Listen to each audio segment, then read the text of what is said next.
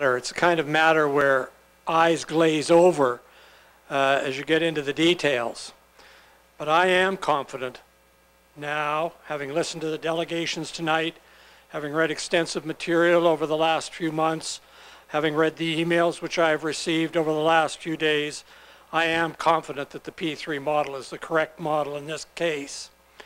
Sometimes with a complex matter, it's useful just to give the reasons in point form, and I want to do that and do it fairly briefly, but I think there are 8 reasons that make the P3 model a compelling model in this case. Just let me list them. They're not original, but I think that it'll help. First of all, you simply cannot ignore the fact that the federal government would, if they accept this, put $58.7 million into a $224 million project. That has to take note of that and act accordingly. Secondly, this is not privatization. The city retains the assets of the wastewater treatment plant, and at the end of the contract will receive those assets back in good condition.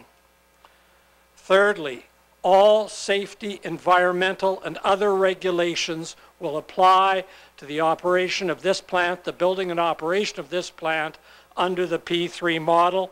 There is no danger in that sense. The same rules apply.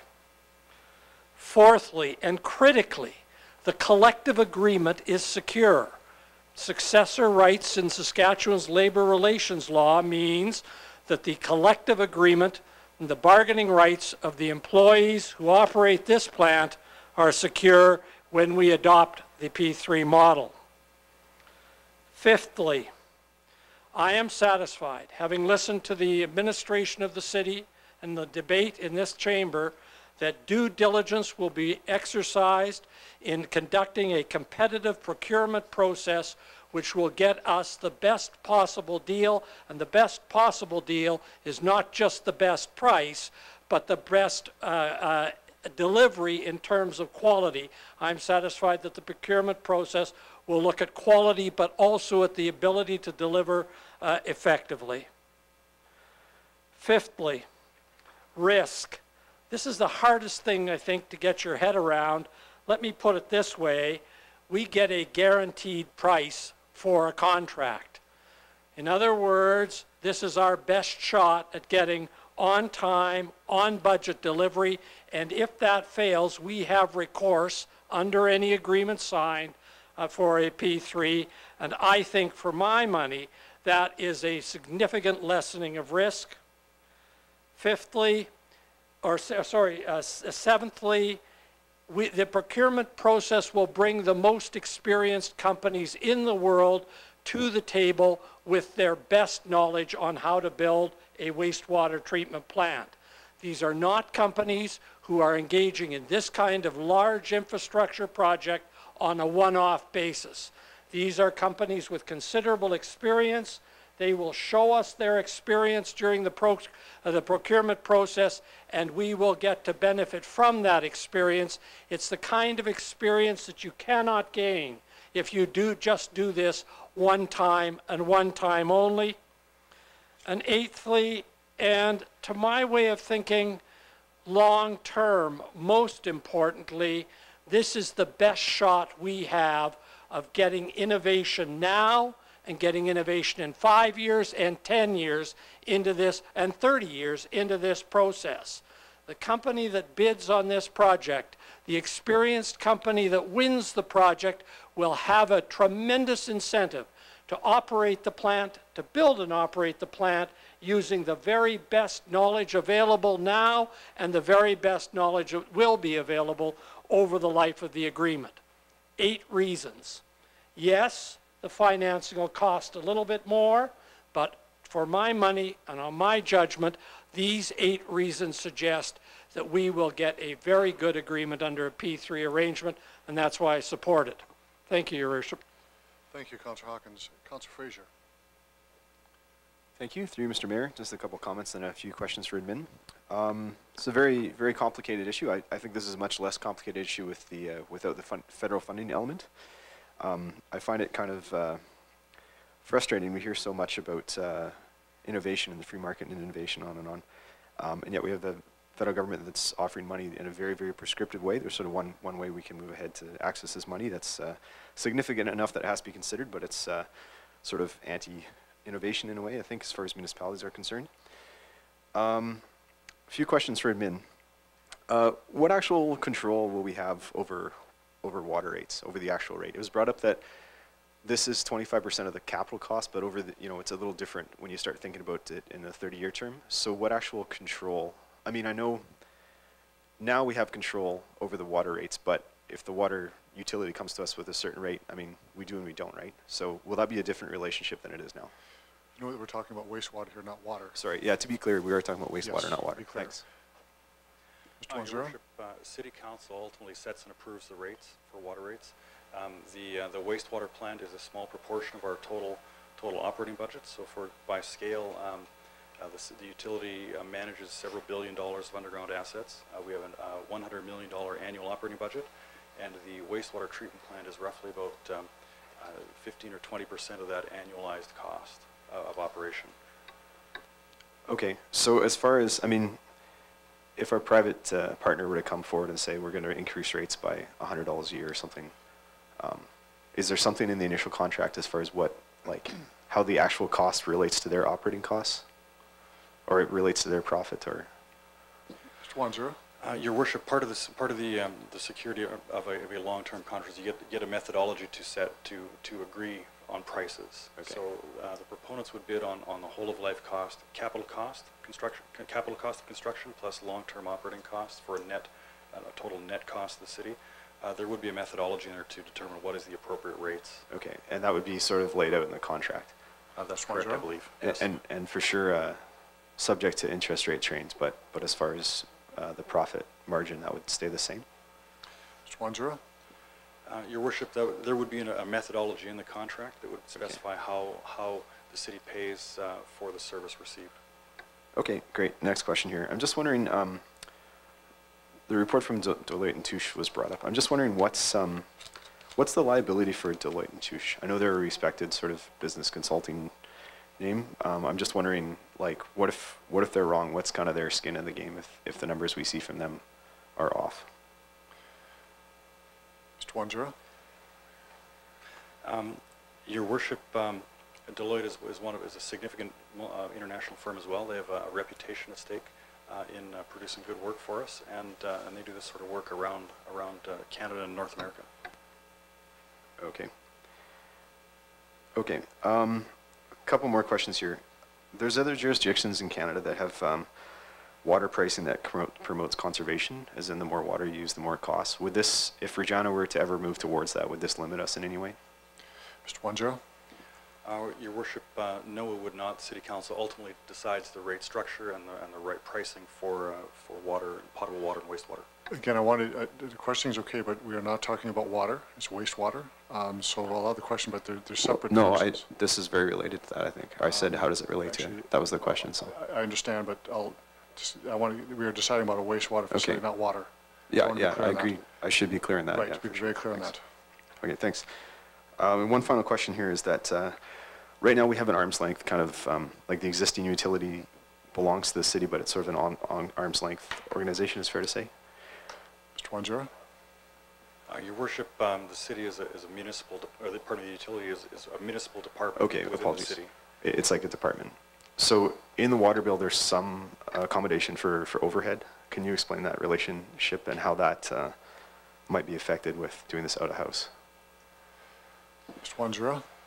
So Your Worship, the water utility is structured as a civic department. It has its own bank account for transparency reasons, and so all the activities go through that one bank, the one bank account, the water utility fund. We do recognize that there are services provided for in the city that are funded by the general tax base. For example, customer service would be paid for through the mill rate, and there's a charge or an overhead charge that recognizes that. That's what I think I've captured that right. So it recognizes the full costs of providing the utility are apportioned to the utility fund, and that sets rates ultimately, even though the services may be delivered through a part of the city that's funded by the mill rate and general tax fund. Okay, and will that be affected at all, depending on how this goes? Your Worship, no, it shouldn't be. Okay. Okay, great. That's, I think, all for questions. I guess my thought coming in this conversation, and I guess it still is, that with federal funding, it really changes the kind of numbers for how this affects the city. And without it, I think with federal funding, this is a reasonable option for the city. And without federal funding, I think that it's not. And just to say, my one concern is that if there is more federal funding coming along in future years, that I'm curious to think if all of it might be this prescriptive to say you can access federal funding, but here's exactly how you have to spend it. I think that's a concern, not only for Regina, but for cities across the country. Thanks. Thank you, Councillor Fraser. Other speakers? Councillor Bryce? Thank you. I also have some questions that haven't been answered that some of our delegations brought forward. One of them was about legal challenges. Can somebody sue us for loss of profits even if they don't get the bid? Mr. Wanzura, you want to try that one? Your Worship, I believe that's reference to Chapter 11 under the NAFTA, North American Free Trade Agreement. I don't believe there have been any successful challenges in the case of a water utility. I don't believe the advice we've received is not applicable to municipal water systems like this case. Thank you. So risk transfer, delays and other problems will be borne by the Regina taxpayers. How do we avoid that from happening? Mr. Wanzura? Your Worship, well, one of the strong benefits of a P3 arrangement is the firm price construction contract, and you don't pay until you're delivered on budget. So, for example, if there is I think I've captured your question correctly, if there's a delay in the construction of the plant, we don't pay. The contractor carries the cost of that financing, $200 million, until it's completed and until we pay. So there's incentive to be on time and on budget. Otherwise, they're holding the carrying cost for the whole plant. Thank you. What if they have issues like, for example, odor issues or issues that happen with wastewater treatment? Are they responsible for clearing those up, or how do we deal with those types of things? What if they don't meet what we want them to do? Mr. Wanzura? Your Worship, that is exactly the purpose of the outcome-based performance specification. So we will do things like specify treated effluent quality. We may specify things like escaping odors into the community. That's where the hydrogen sulfide levels at the plant boundaries. Those sorts of things could be contemplated in our performance contract, and we would pay based on meeting those performance outcomes. So that's all part of the due diligence that needs to be done in the front of the contract as you go to proposals, negotiate with your selected proponent, and then sign the deal. Afterwards, they're very difficult to enforce. Thank you. Do we have any concerns about Deloitte being a member of the Canadian Council of P3s? Mr. Wanzura? Your Worship, no. Okay.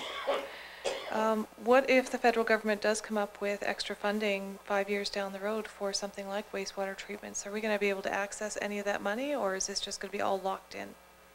Mr. Wanzura? Your Worship, the way federal infrastructure grants have been structured is that you typically have to apply for them before you start construction. Once you've started construction, you're historically not been eligible for federal funding. Okay, thank you for that.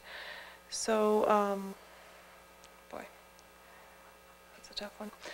To me, it does feel like we're backed into a corner. The federal government isn't offering any other way of accessing funds except for what we're trying to do here. So we don't actually have any other options to request funding except to go this way. So for the amount of money that this is, I think we have to at least try it. Now, do we know what's the chance that we get it or not? Has there been ones that have gone forward who haven't been successful, and how many of them? Mr. Wanzura? Your Worship, we've been working closely with P3 Canada in terms of our business case preparation. There are no guarantees. We feel that we've put together a strong proposal, a strong business case. These are merit-based. These are merit-based decisions. So the more merit your business case has stacked up against the rest, the more likely you are. But we feel that we have a strong business case to submit. Thank you. I also have concerns about. Let's see. One comment was made that future councils cannot guarantee any part of the collective agreement. So how do we ensure that that happens? Mr. Wanzura? Your Worship, as should staff, well, as part of a P3 arrangement, the proponent company is bound to take the collector agreement as it's in place, essentially forming another local with the same rights that our current employees enjoy. They're required to honor their entitlements, such as vacation, earned vacation, pension, that sorts of things. And there is the opportunity for the city to negotiate as part of the contract provisions for our members in the future. Those have yet to be determined, and we would certainly entertain discussion with our QP Local 721 and CMM for with their members. But there are legal protections in the Trade Union Act, plus provisions that the city may wish to see above those. Thank you. Do you have any concerns about pension issues or anything like that with employees that may change like that? Mr. Wanzura? Your Worship, no. No. Okay. Thank you. Thank you, Councillor Bryce. Other speakers? Councillor O'Donnell.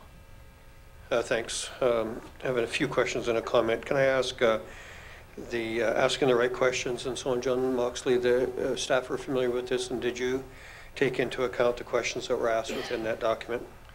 Mr. Wanzura? Your Worship, yes, we did. Okay, thank you. Can I ask a little bit about environment? It didn't come out very much today, but so I'll start this way. One, as I understand it, this proposal, this plant, would take effect after the pumping station on McCarthy Boulevard, so we would still own that, and it would from that point on, it would be part of the plant? Your Worship, we would, this project is essentially at the boundaries of the wastewater treatment plant. The city would continue to operate the McCarthy Boulevard pump station and the force main to the plant. Okay. But part of this arrangement would be such that what effluent is coming out must meet a federal, provincial standard, and it must be, must it be such that it is evolving? I guess that's what I would suggest. Mr. Wanzura? Your Worship, we've part of our current operating permit describes the limits that we'll be required to meet in 2017, at the end of 2016. Those are firm now. What future regulations may be, I wouldn't comment to say, but we have had a fairly good relationship with our regulator, and they understand the realities of running a plant and the length of time it takes to meet new regulations. Can you tell me how long the last regulations lasted for? Mr. Wanzura, skill testing question there? Yeah. Your Worship, that's beyond my skill set, but I might look to Mr. Bellows, who's been here much longer than I have. He would probably remember that. Mr. Bellows? Yes, Your Worship.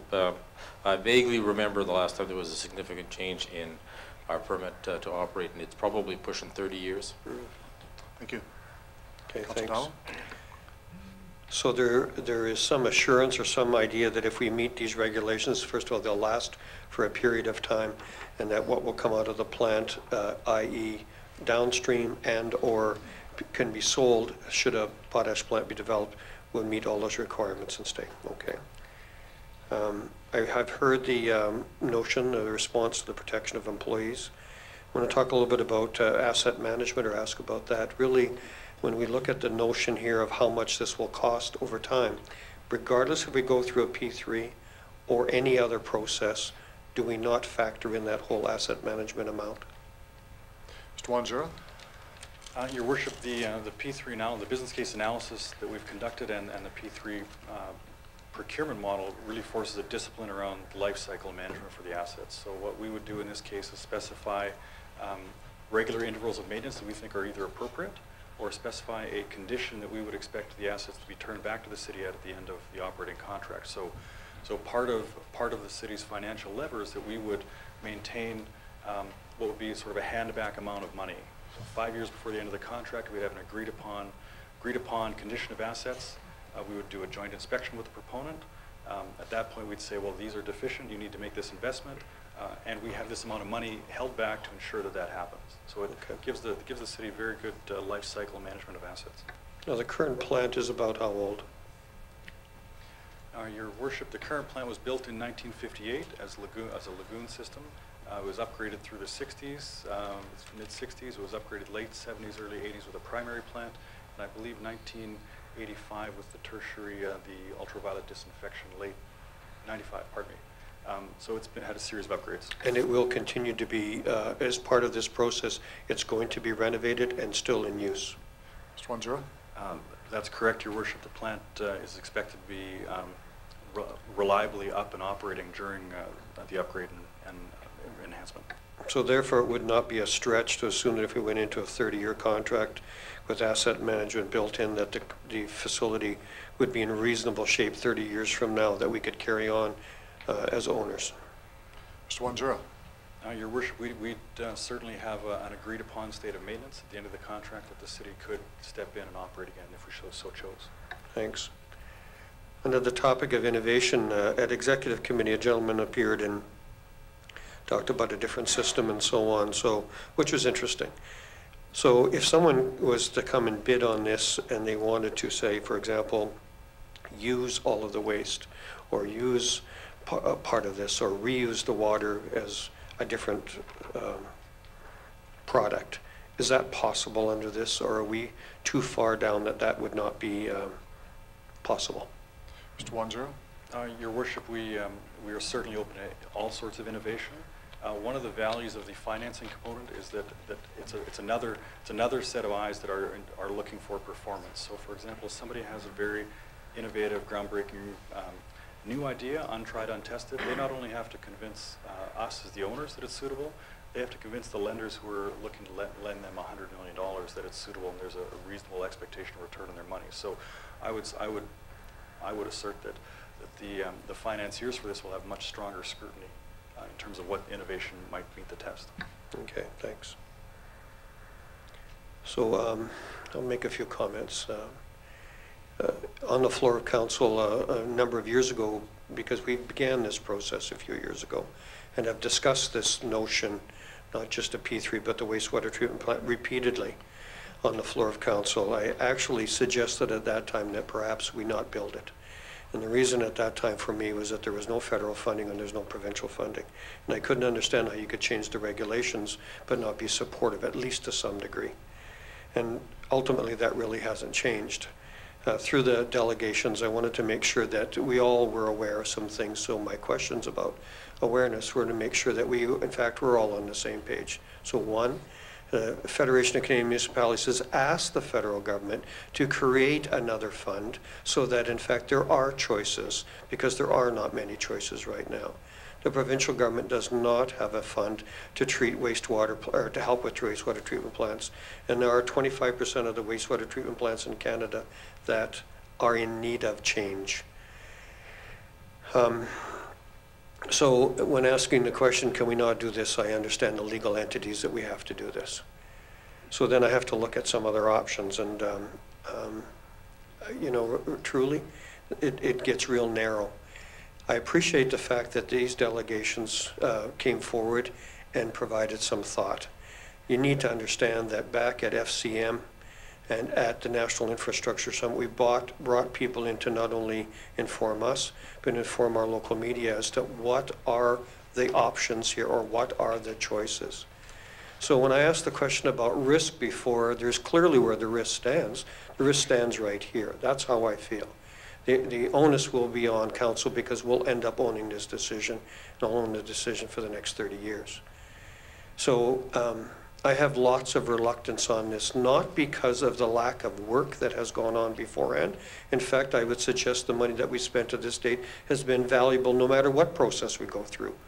Knowledge and education are valuable to this, so we've upgraded ourselves totally on this. That is not a waste. But I would like to have had more choice onto my options. I will be supporting what we have here, because we'll go down the path until we see where it takes us, and then we can review again. Thank you, Councillor Donald. Councillor Drew, you take the microphone, please.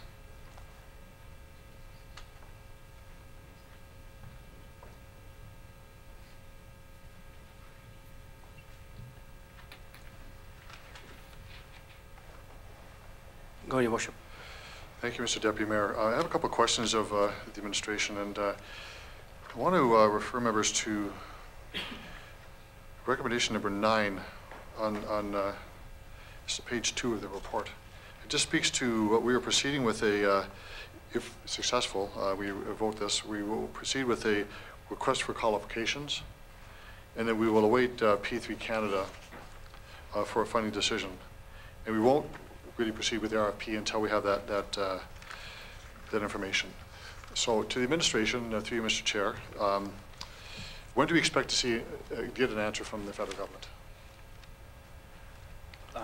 Mr. Chairman, we've been advised that we could see a decision between May and June of 2013. If the project is not successful, in other words, we are not successful with P3 Canada, what's the next step for us? Mr. Chairman, we'd return to council with that, with the update on that circumstance, and we'd be giving you some advice and seeking some direction in terms of the next best alternative. So we're developing a plan B, if you will. Is that correct? In the event that we are not successful in this? Mr. Chairman, that is correct. That's important to know. Mr. Chair, I just want to refer to a couple of points here that this is, we're faced, as every municipality is, with a huge infrastructure deficit, a tremendous amount of capital required to upgrade and maintain our urban infrastructure. And we simply do not have the means to meet that at all. And in one level of analysis, we have over $2 billion in infrastructure that we need to have done, which we can't do based on the tax regime that we have. Ad valorem taxes, property taxes, it just isn't the way to go. We all know through virtually every project that the city has gone through my time on council that's been effective has been with partnerships. Private sector partners, and I can think of Liable Field being a private partnership in one way, where we built a brand new football field, great turf there, great stands, because we had partners in the community who helped us. Now, it's not the same kind of partnership we're speaking of here, but that's how things are done, are by partnerships. So we're faced with new requirements, regulatory requirements by the province that must come into effect by December 31st, 2016. And we're also have a carrot dangling in front of us with respect to federal support to up to $58 million, given, give or take a few million, depending upon what's included in that 25%. I think it would be absolutely irresponsible to not pursue this. Now, I understand what the delegations are saying about this, but I'll talk about those safeguards in a moment as I see them, and I think as council has seen them, and I believe the administration has told us. I can't for a moment look our residents in the eye to say we turned away $58 million because we just didn't want to, because we were prepared to take greater debt. And the dialogue in the public has been about greater debt all the time. Well, we're trying to find a way to lessen that. Not just on the money coming by the federal government, but by the actual debt over the course of the 30 years. There is not that crushing debt at the beginning of this program, or this project.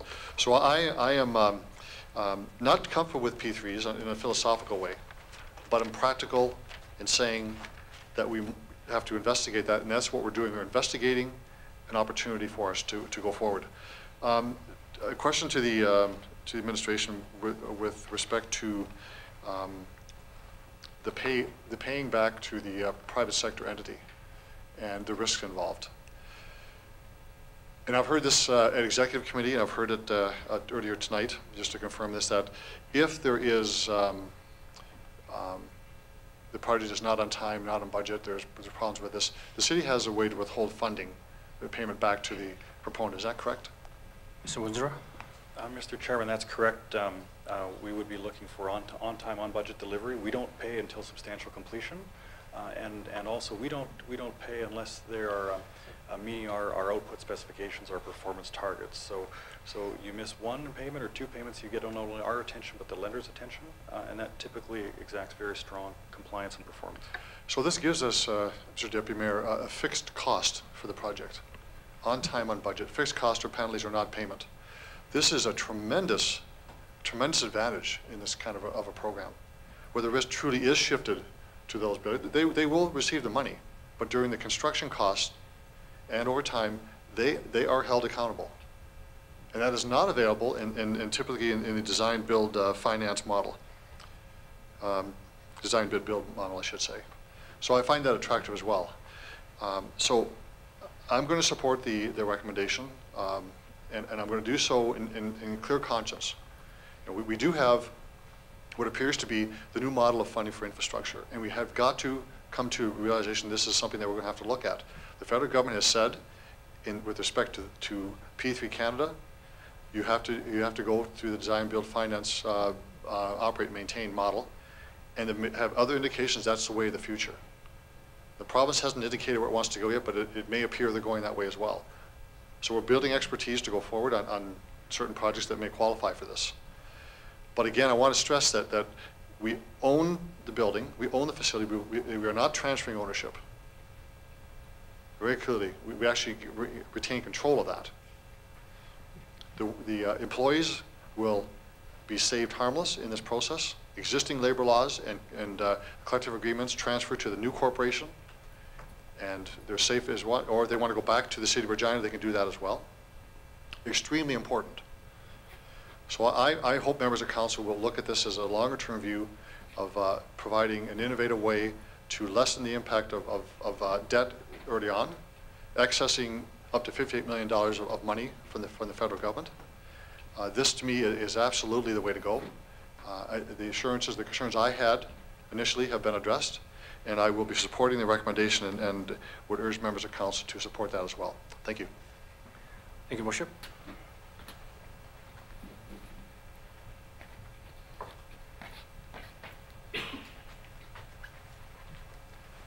There are some members of council who have not spoken. Before I ask Councilman Dura to close debate, anyone else want to speak before I do that? Councilman Dura to close debate. No, I'll close with a comment. When the plant's being built, and let's see if there's the plant's running behind a schedule or something, what controls do we have to make sure that we get what we're paying for? Through your worship. Councilman Dura, you just closed debate, so I'll call for the question on the report. All those in favor? Those opposed? That's carried. We'll now go to report 13-27, Councilor Fundura. And this is the report the Executive Committee